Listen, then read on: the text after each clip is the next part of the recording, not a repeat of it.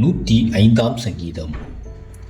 கர்த்தரை துதித்து அவருடைய நாமத்தை பிரஸ்தாபமாக்குங்கள். அவருடைய செய்கைகளை ஜனங்களுக்குள்ளே பிரசித்தப்படுத்துங்கள். அவரை பாடி அவரை கீர்த்தனம் பண்ணுங்கள். அவருடைய அதிசயங்களை எல்லாம் தியானித்து பேசுங்கள். அவருடைய பரிசுத்த நாமத்தை குறித்து மேன்மை பாராட்டுங்கள். கர்த்தரை தேடுகிறவர்களின் இருதயம் மகிழ்வதாக. கர்த்தரையும் அவர் வல்லமையையும் நாடுங்கள். அவர் சமூகத்தை நித்தமும் தேடுங்கள். அவருடைய தாசனாகிய ஆபிரகாமின் சந்ததியே, அவரால் தெரிந்து கொள்ளப்பட்டவர்களாகிய யாக்கோபின் புத்திரரே, அவர் செய்த அதிசயங்களையும் அவருடைய அற்புதங்களையும் அவர் வாக்கின் நியாய தீர்ப்புகளையும் நினைவு கூறுங்கள். அவரே நம்முடைய தேவனாகிய கர்த்தர். அவருடைய நியாய தீர்ப்புகள் பூமியெங்கும் விளங்கும். 1000 தலைமுறைக்கென்று அவர் கட்டளையிட்ட வாக்கையும் ஆபிரகாமோடே அவர் பண்ணின உடன்படிக்கையையும் அவர் ஈசாக்குக்கு இட்ட ஆணையையும் என்றென்றைக்கும் நினைத்திருக்கிறார். அதை யாக்கோபுக்கு பிரமாணமாகவும் இஸ்ரவேலுக்கு நித்திய உடன்படிக்கையாகவும் உறுதிப்படுத்தி, உங்கள் சுதந்திர பாகமான கானான் தேசத்தை உனக்கு தருவேன் என்றார். அக்காலத்தில் அவர்கள் கொஞ்சம் தொகைக்குட்பட்ட சொற்ப ஜனங்களும் பரதேசிகளுமாயிருந்தார்கள். அவர்கள் ஒரு ஜனத்தை விட்டு மறு ஜனத்தண்டைக்கும், ஒரு ராஜ்யத்தை விட்டு மறு தேசத்தாரண்டைக்கும் போனார்கள். அவர்களை ஒடுக்கும்படி ஒருவருக்கும் இடம் கொடாமல் அவர்கள் நிமித்தம் ராஜாக்களை கடிந்து கொண்டு, நான் அபிஷேகம் பண்ணினவர்களை நீங்கள் தொடாமலும் என்னுடைய தீர்க்கதரிசிகளுக்கு தீங்கு செய்யாமலும் இருங்கள் என்றார். அவர் தேசத்திலே பஞ்சத்தை வருவித்து ஆகாரம் என்னும் ஆதரவு கோலை முற்றிலும் முறித்தார். அவர்களுக்கு முன்னாலே ஒரு புருஷனை அனுப்பினார். யோசேப்பு சிறையாக விற்கப்பட்டான். அவன் கால்களை விலங்கு போட்டு ஒடுக்கினார்கள்.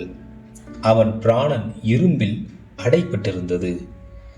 கர்த்தர் சொன்ன வார்த்தை நிறைவேறும் அளவும் அவருடைய வசனம் அவனை புடமிட்டது.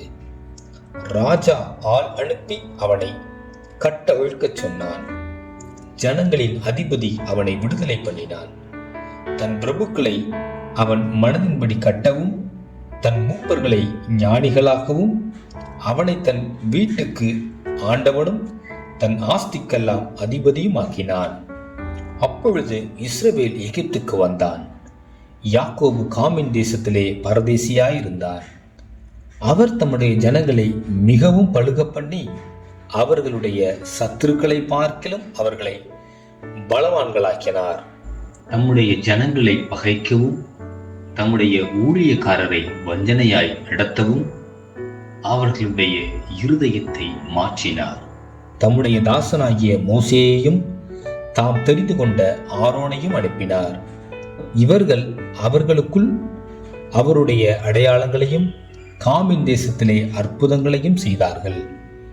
அவர் இருளை அனுப்பி அந்தகாரத்தை உண்டாக்கினார். அவருடைய வார்த்தைகளை எதிர்ப்பாரில்லை. அவர்களுடைய தண்ணீர்களை இரத்தமாக மாற்றி அவர்களுடைய மச்சங்களை சாக பண்ணினார். அவர்களுடைய தேசம் தவளைகளை திரளாய் பிறப்பித்தது.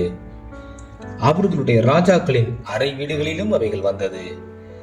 அவர் கட்டளையிட அவர்களுடைய எல்லைகளிலெங்கும் வண்டுகளும் பேன்களும் வந்தது. அவர்களுடைய மழைகளை கல் மழையாக்கி அவர்களுடைய தேசத்திலே ஜுவாலிக்கிற அக்னியை வரப்பண்ணினார். அவர்களுடைய திராட்சை செடிகளையும் அத்தி மரங்களையும் அழித்து அவர்களுடைய எல்லைகளில் உள்ள மரங்களையும் முறித்தார். அவர் கட்டளையிட எண்ணி முடியாத வெட்டுக்கிளிகளும் பச்சை புழுக்களும் வந்து அவர்களுடைய தேசத்தில் உள்ள சகல பூண்டுகளையும் அரித்து அவர்களுடைய நிலத்தின் கனியை தின்று போட்டது.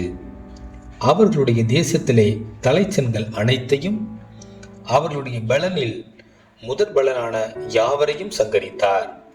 அப்பொழுது அவர்களை வெள்ளியோடும் பொன்னோடும் புறப்பட பண்ணினார். அவர்கள் கோத்திரங்களில் பலவீனப்பட்டவன் ஒருவனும் இருந்ததில்லை. எகிப்தியர் அவர்களுக்கு பயந்ததினால் அவர்கள் புறப்படும் போது மகிழ்ந்தார்கள். அவர் மேகத்தை மறைவுக்காக விரித்து இரவை வெளிச்சமாக்குறதற்காக அக்கினியையும் தந்தார். கேட்டார்கள். அவர் காடைகளை வரப்பண்ணினார். வான அப்பத்தினாலும் அவர்களை திருப்தியாக்கினார். கண்மலையை திறந்தார். தண்ணீர்கள் புறப்பட்டு வறண்ட வெளிகளில் ஆராய் ஓடிற்று. அவர் தம்முடைய பரிசுத்த வாக்குத்தத்தத்தையும் தம்முடைய தாசனாகிய ஆபிரகாமையும் நினைத்து தம்முடைய ஜனத்தை கழிப்போடும் தாம் தெரிந்து கொண்டவர்களை கம்பீர சத்தத்தோடும் புறப்பட பண்ணி தமது கட்டளைகளை காத்து நடக்கும்படிக்கும் தமது நியாய பிரமாணங்களை கை கொள்ளும்படிக்கும் அவர்களுடைய புறஜாதிகளுடைய தேசங்களை கொடுத்தார். அந்நிய ஜனங்களுடைய பிரயாசத்தின் பலனை சுதந்தரித்துக் கொண்டார்கள். அல்லேலூயா.